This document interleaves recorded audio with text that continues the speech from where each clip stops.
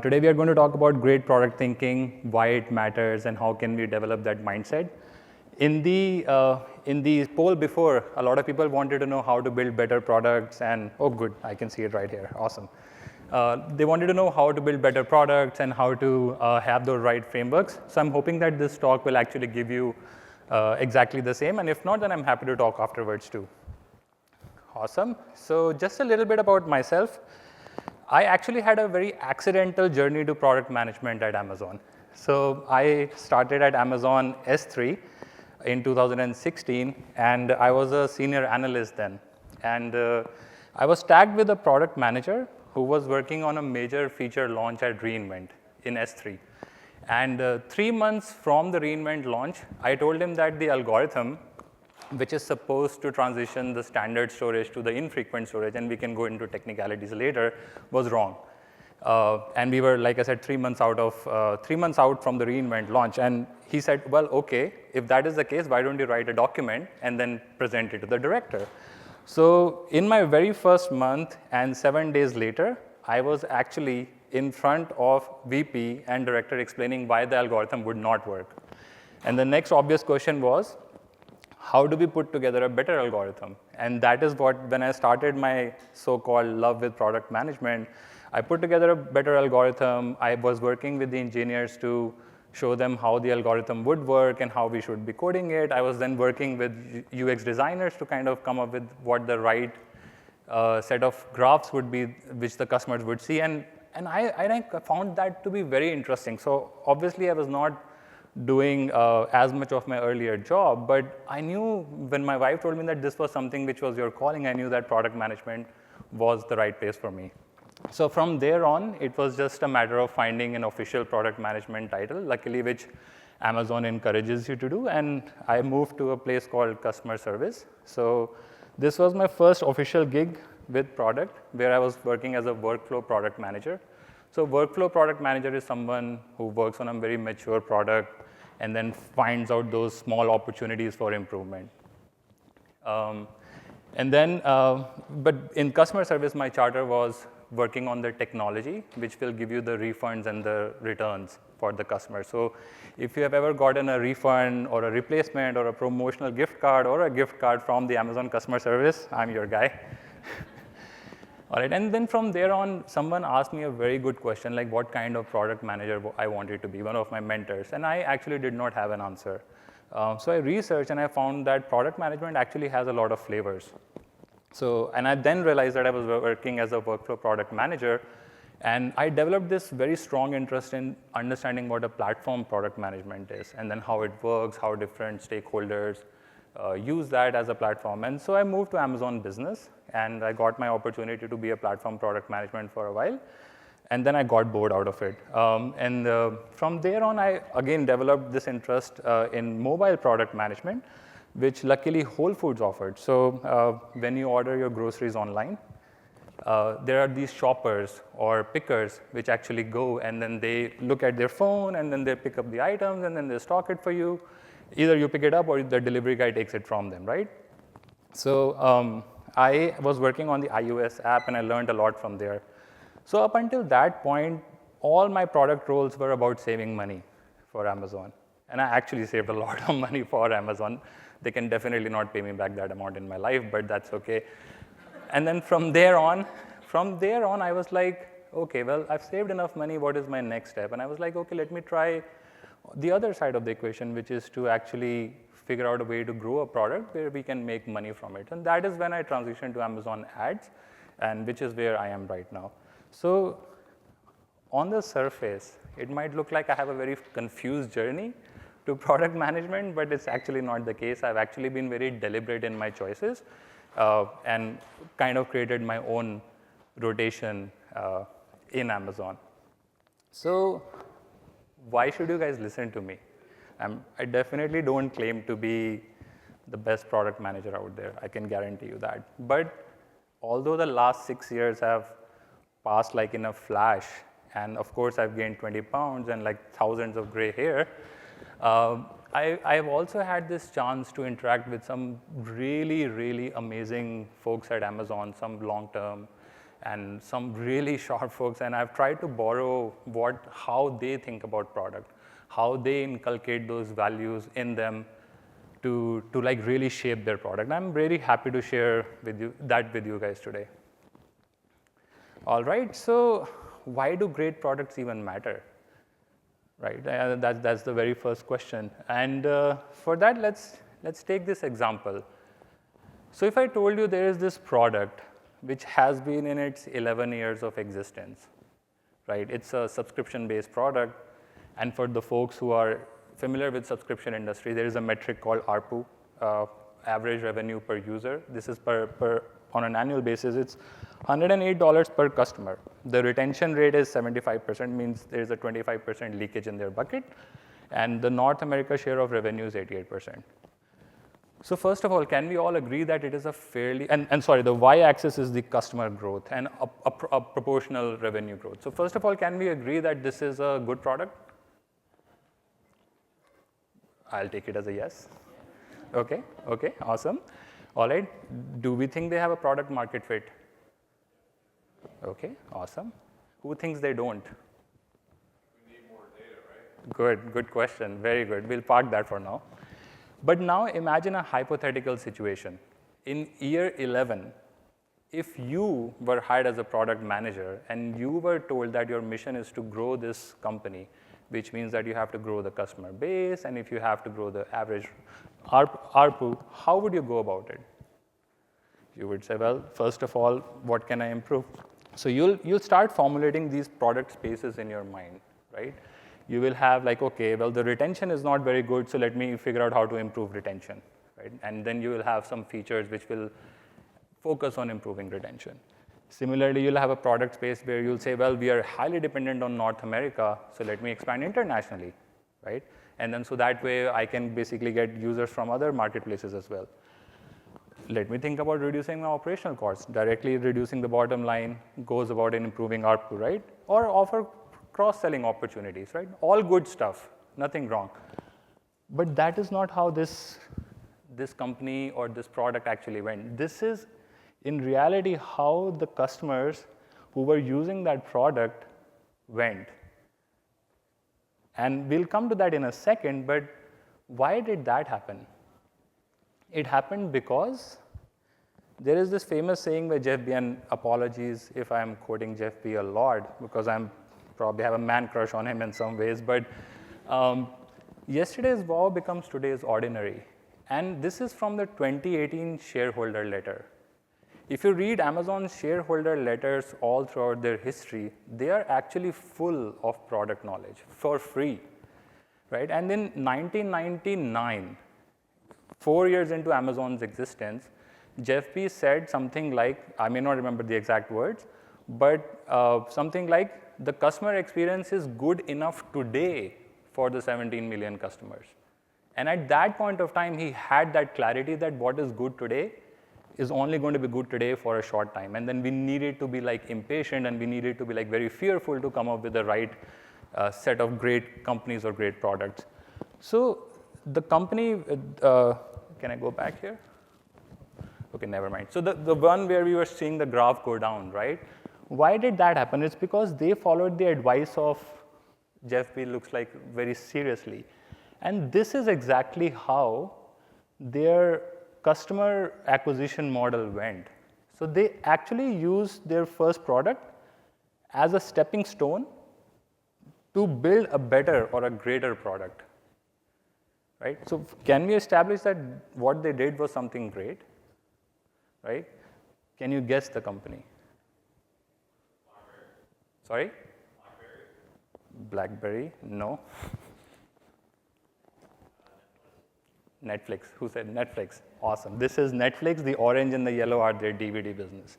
So imagine if you were a product manager at that point of time, you would have like, oh, let me get out this feature, have customers go more DVD. None of it. They completely killed their product, relatively speaking, and then they completely went into streaming business.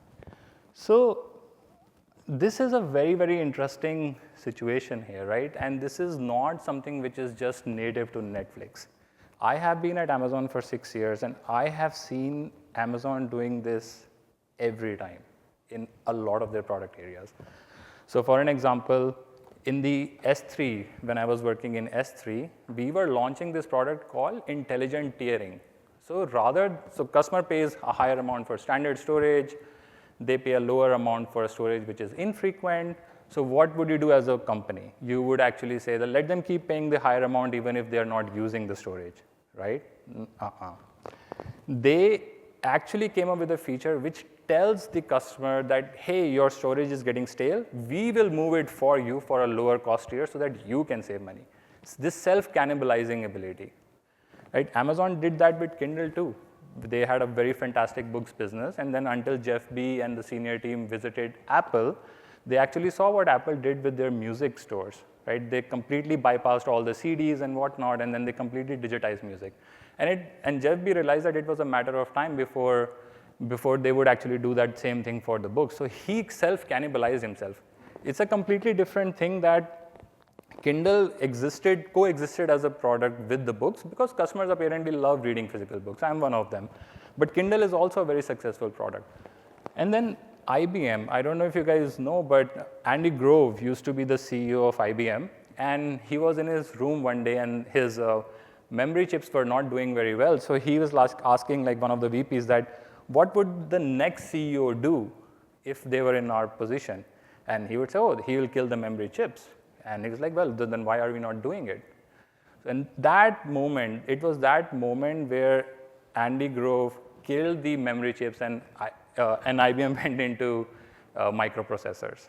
So lots of interesting stories, but I think the takeaway is fairly clear that companies are built, at least this is how I think, a great company is a collection of great products. Right? So if a company has to take this transition from being good to great, so do the products. And what happens if the products don't take that transition from good to great? We have an example right here. MapQuest ruled the market from, I think, 1996 to about 2005. Right? We all have used it until Google Maps came along in 2005. Now, in this case, Google actually didn't even change the product. It just came up with a better AJAX technology, used the same product principles, same product direction, and then came up with a better product. So rather than the customer waiting for the whole map to load, they will only load that one square, which is basically more optimal for that route. Right? And MapQuest actually got out of existence.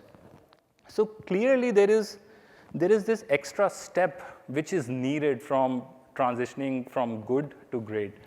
And we have established that, right? So good products will always remain good for a finite time. So when you are working on your product as product manager, remember that there is a finite time, there is a life associated with it. And then you have to take that extra step to get from where your product is to what it can be. Secondly, great products are durable. They stand the test of time. And I love the number 3 because great products really, they raise the bar so high that it is difficult for the competition to catch up. Anyone can start an e-commerce company in their garage today, anyone. It's not difficult, like with all the technology available, it's very, very easy. But what makes it hard is to match the scale of Amazon. Like imagine fulfilling billions of packages on time, catering to the customer if they don't get it. That is the hard part. It's the lift which Amazon has created. It's not anything uniqueness in the product itself. So now that we have established that there is this great product mentality we need, how can we develop it? Great product mentality is similar to great product mindset, and I'm happy to share 4 mental models. Again, these models are a formulation of what my observation is from all the leaders I've worked with. And the very first is insist on highest standards. So this also happens to be a Amazon leadership principle, but completely applicable to products.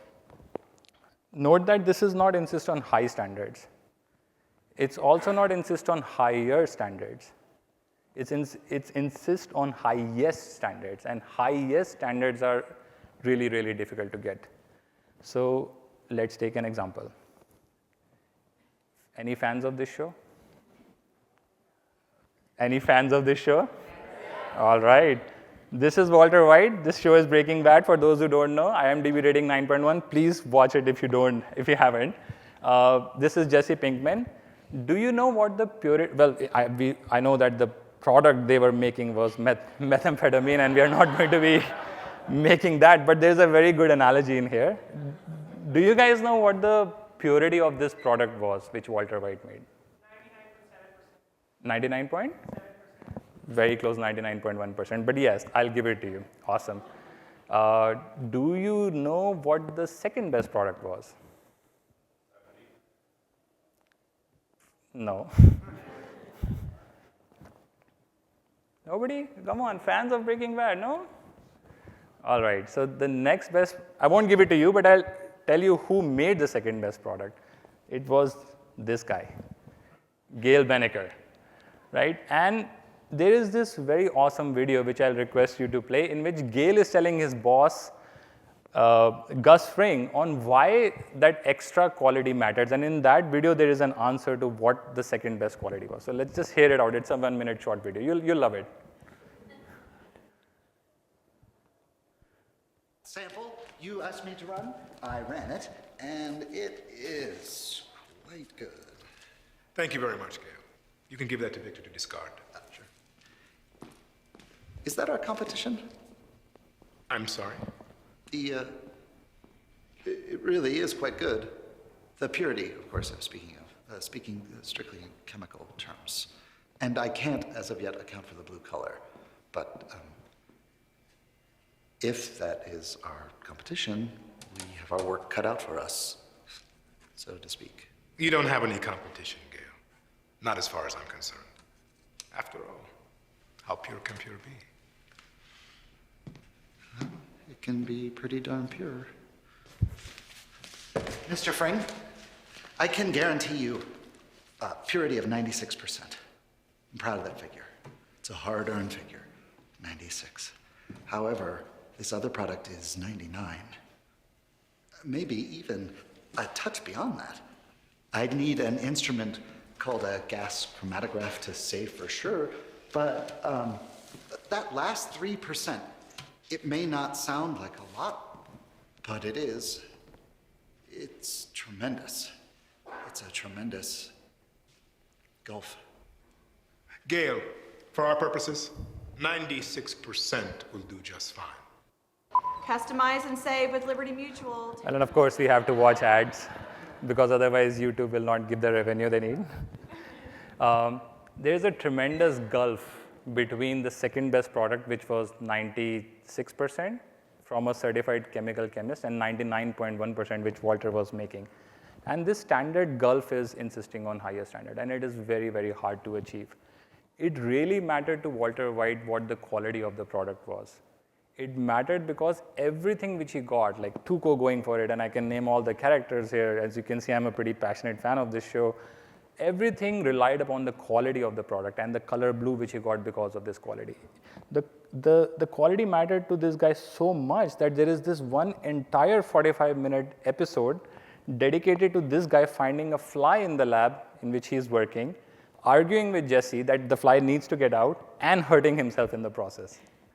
Right? A full 45-minute show just for the quality of the product. So how does this insist on higher standard look like in an actual product life? Of course, we're not going to make methamphetamine. So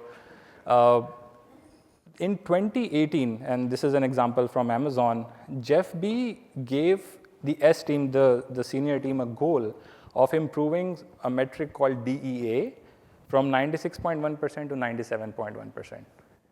So DEA stands for delivery estimate of some premium shipment. So basically, it's 96.1 means out of every 100 premium packages that are shipped, 96.1 will be on time, right? And the goal was to raise it by another 100 basis points. Well, it might sound very simple, but it's not thousands of packages we are talking about billions. And it's very, very hard to improve the efficiency by 1% on such a big supply line. Another reason for that is Amazon has always been growing, right? So you don't have to just improve efficiency in what you have, you also have to improve efficiency in the extra amount of growth which you will get. But what this goal did was that it had all the teams really go soul searching and figure out what they needed to do in order to contribute towards that goal. So for an example, when you place a customer order, there is a planning system called ATROPS, which goes and then it calculates that, hey, this is the FC I'm going to fulfill it for, and then this is the date which I can show to the customer. They had to go and change the algorithm a little bit just to show the right dates. Fulfillment center had to do their own work just to make sure that they are sorting the right products, they're getting the products to the conveyor belts on time. Sort centers is like one step away where all the packages get collected in the morning before the delivery guy takes it out. Sort centers had to do their own optimization to figure it out. Last mile carriers had to plan more better efficient routes. And then I was in the policy updates team in customer service, and we had to figure out, well, what is really late? Is 8 p.m. late, or is 10 p.m. late, or is 12 p.m. late? So like, and then the delivery option checkout team, right? And we also had to do a lot of experiments here. And one of the results from this experiment came from Amazon Day. So Amazon Day is like, rather than me telling you to ship you the product earliest, I'll ask you when would you prefer at a later day. And in this case, I have a much better control over the volatility of the product shipping, right? So with one goal, with one insisting on higher standards, he was like literally able to clean out the fat, so to speak, from all the different connective tissues here. And so this is how insist on higher standards look like. So this is an analogy from a race. If you're running a race, insist on higher standard is like really preparing very hard for it. It's not like running a marathon or anything, but it's like practicing day in and day out and all of those stuff just so that you're in a much better shape prepared. Mental model number 2, relentless focus on input metrics. Now the keyword is not metrics here. As product managers, we all love metrics. We all are asked to put together metrics. We all track metrics. But at Amazon, we have only focused on input metrics. Output metrics don't matter. I'll give you an example. Are you guys familiar with the Amazon flywheel? Okay, some of you guys are. For those who don't know, this is a diagram which Jeff B apparently drew on a piece of napkin during lunch in one of the early Amazon days. I'm pretty sure it will be in Smithsonian one day. But what this diagram highlights is the clarity in the decision making which Amazon did for the next 20 years. So if you see carefully, he said we need to have better selection, we need to have better delivery, we need to have better experience, and then if that happens and if we keep increasing that, the flywheel will keep rotating. All those in the black are actually input metrics besides growth, which is the output of the flywheel which is rotating. So we have tried to actually do this in all the products which we launch at Amazon. So let's take an example. This is from my time at Whole Foods. The problem is that there is this shopper who is trying to enter the weight of the variable weight item, let's say 2 pounds of chicken, by reading it from the label. And in the cases where there are like 2-3 boxes, it basically adds the weight and then puts it into the app. Very complicated, right? Like very inefficient process. We try to replace it with something like this, where an optical character recognition will actually read the weight, and then it will automatically put it in the app. Saves time. Shoppers would love it. You know, no-brainer product, so to speak, right? And we obviously have to go through a huge amount of documentation. So we had all these input metrics listed out and what we are going to measure and what our coverage will be. So we expected the adoption to be 95% plus. Like 95 was low at that point of time. We were like, okay, it should be, why should anything be less than 100? And the actual adoption, 70%. Very surprised and didn't know what to do. So we had those conversations. We were talking to the shoppers. We were talking to the area managers. And we landed on a few probable reasons. Like one, the shopper may not be aware. They are just in their own mind, and then they just don't want to use the product. Second is that they just don't see the perceived value from it. I mean, if you look, some shoppers are really good in using their fingers and entering the weight, but some shoppers are not. And the shoppers which are efficient, they actually don't see the perceived value. So one of the solutions which came along to improve the adoption was that, hey, let's do shopper training. Let's build a very good training where the shopper knows all the use cases, knows how to place the grid on the label and everything. But when we went back to our input metrics, our very first metric was the selection of the number of products which we expected to be scanned. And when I dived deep into the problem, I actually found a few stores where the shoppers, sorry, just to back it up, my input metric of the selection was not up to the mark. So I expected, let's say, a 90% selection, but it was about 70. And when I dived deep into it, I found this very unique case in some of the Whole Food stores where the shoppers were waiting for the item to be prepared at the counter. And while they were waiting, they would scan this little barcode which you see on the labels here.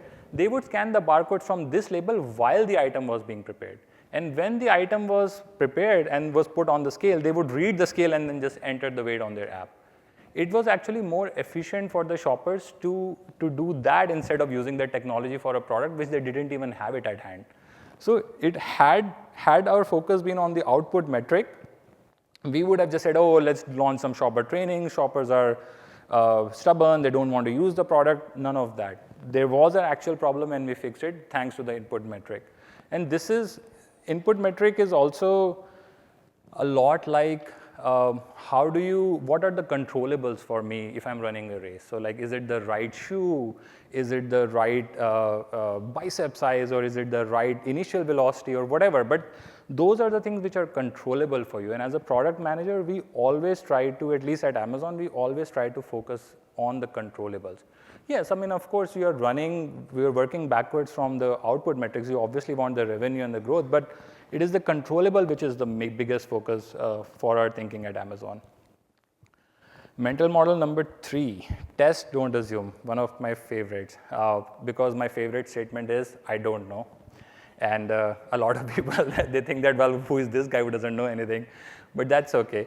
And I'll tell you the reason why. When I was when we were working on the deliveries, one of my charter was to give customers the right concession whenever their packages were late. So we just saw, right, 3 out of every 100 packages are late. But when they are late, what is the sort of defect remediation you give to the customers, right? So we were dabbling with these 2 options, a 1-month Prime extension and a $5 promotional gift card. So without telling you guys any further data, I would love for you guys to do a short poll for me and tell me, what do you think should the customer be getting as a fair concession for a late delivery? So if you don't mind opening the poll link, sir. It's like, oh, the Slido poll, yeah, thank you.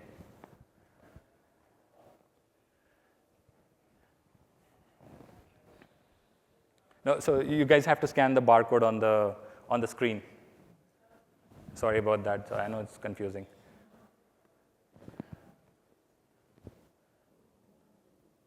This is the barcode. Sorry, this one.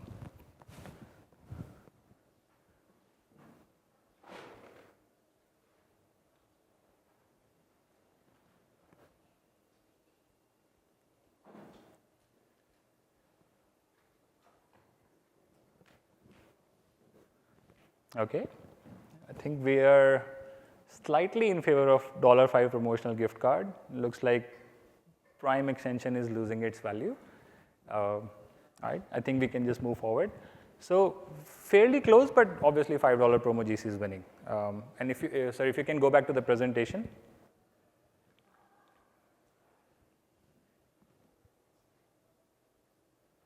Thank you. So this is what we were up against. There were articles after articles on how to get a free Prime membership by getting a 1-month Prime extension, a very, very popular concession, right? So it will tell you, oh, you can get 1-month Prime extension once a month, and you can do it up to 12 times a year, basically giving you a free Prime membership, right? So when we presented it to the leadership, we were like, we should be absolutely scared of newspaper inquiries. We should be absolutely scared of media. But we also had this lot of data from the customers who were telling us that they did not believe in using the same product which just failed them. And they would rather have a monetary benefit to compensate for the defect. And there was no way for us to test. There was no way for us to just like decide what was the right thing. So we tested it. Oh, sorry. And when we tested it, we actually found that the things which we were scared of, like that the prime retention would go down, and then it will be a massive newspaper inquiry and whatnot, none of that. We actually saw by giving a $5 promo GC, the customer retention actually went up. We have another metric called positive response rate. It dipped for a little bit because customers who were used to 1 month prime extension were not getting it anymore. But at the same time, they started realizing the benefit and they would use that $5 credit for an immediate purchase next time. We also had some of the articles like this, with no more prime and on Reddit. I also got a Business Insider inquiry, and not in the fashion I wanted, but that is what we had. But we knew we were doing the right thing for the customers. We knew that this was a very controversial topic, but we were working backwards from the customer and what they wanted from us. So remember this Netflix example, which I also talked about. By the way, in 2011, they also tested it. They tested it to see whether the streaming would work or not. They had their metrics, they wanted a certain share, and they also interviewed the customers to see whether they would prefer streaming versus DVD. And when they were pretty sure that the input metrics were, or their metrics were like actually hitting the mark, that is when they decided to kill the DVD business. So for me, the analogy for testing is very similar to this picture here. Like there is no way for me to see as a product manager or for any product manager like how their products will progress. It's a very, very uncertain road. And the only way for you to actually keep taking that one step is to try different lenses and test your products out wherever you can. Like especially for a two-way door, it's a no-brainer. But for one-way door, it's a different story, which I'm happy to talk about later. Mental model 4, develop frameworks. What is a framework, right? Whenever product managers are working on ambiguous problems, and as product managers we do that often, we have to come up with those lenses or like those set of basis vectors, so to speak, which actually are able to define the whole space. And any question, any feature, any thought or any suggestion which comes in, you just use your framework to decide whether that suggestion or thought is good or not. And I have found the frameworks to be super duper helpful. So I know we're not going to solve a mathematical equation here, but let me give an example. So again, in my delivery space time when I was there, we had two very obvious concessions. If the product which the customer ordered made it on time, it was great. If not, it was late. And if it was one day after the expected delivery date, it was lost, right? So customer says lost, we say lost. Customer says late, we say late, give them the 1 month prime extension at that point of time. But what we did was like we started developing this framework of bringing all the timestamp data. So we have all these carriers who carry our product. They also emit some time signals. So for an example, 602 is a weather event, 501 is like an accident on the road, stuff like that. So we started polling all that data. And we were like, okay, let us also understand where the product is from the timestamp also. And we came to a timeline like this: order placed, order shipped, very obvious, fairly straightforward timeline, right? But what we noted was that the customers were asking for a late concession in cases where we hadn't even shipped the product, right? Not all of them, some. There were customers who were asking that the product was lost and there was an attempted delivery when we knew that we hadn't even tried delivering the product, right? But it also helped us come to this framework or this mental model where we said, okay, if we think we have a good enough signal and we have confidence in it, we are going to do the right thing by the customer. So for an example, Christmas time, you order a product, it says to be delivered by 23rd December, it's 8 p.m., people call customer service, it's not here, it's running late because we know it's out for delivery, because we know it's on the truck, we know there hasn't been any event, and we will tell you just to hold on. But if, for an example, let's say that it has been more than a day, and even though we think we know the product where it is in the sort center on the delivery truck and the customer hasn't received it, you are right, customer. Customer always first, customer obsession. And then we will give them the replacement or the free replacement or the refund, whatever they've asked for in that case. So this framework really married what the customer really was saying to us with what we think was the right thing and help serve the customers better. Another example of a framework is from my time at Whole Foods. We were asked to solve this problem of item location. Now, it's a very ambiguous problem. What do you mean by item location? But the guidance from the leadership was like, we just needed to improve the item location, right? And item location is not just simply reading the labels and knowing where the product is. There's a lot that goes into it. So we developed this framework of 3 dimensions, which helped us view the problem: the coverage, accuracy, and the precision. Coverage means out of 100 items in my store, how many do I have the locations for? What is my coverage? Accuracy is, if I do know the location, what accuracy is it? Did I get a scan on that item 3 months ago, or did I get a scan on the item 2 days ago?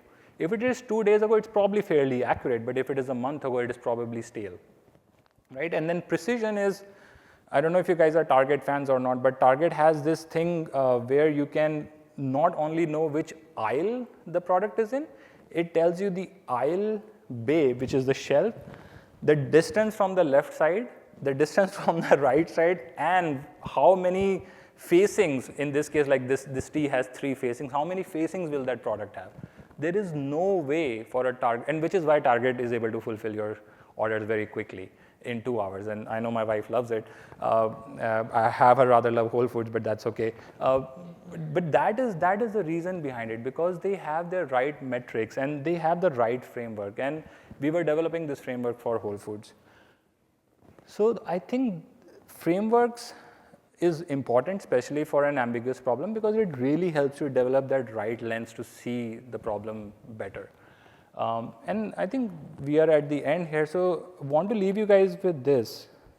We will probably design a lot of good products in our lifetime, but there is this journey where focusing on the highest standards and focusing on the right input metrics, testing, saying I don't know, and developing the right frameworks, which is like a pre-homework before you start developing features, would really start shaping your thinking from like the good to the great journey. And that will help you really become a great product manager. So that's it. Thank you so much, guys, for listening to me. If you scan this flow code, you can see my LinkedIn profile. Feel free to give me any feedback or suggestions. Thank you so much.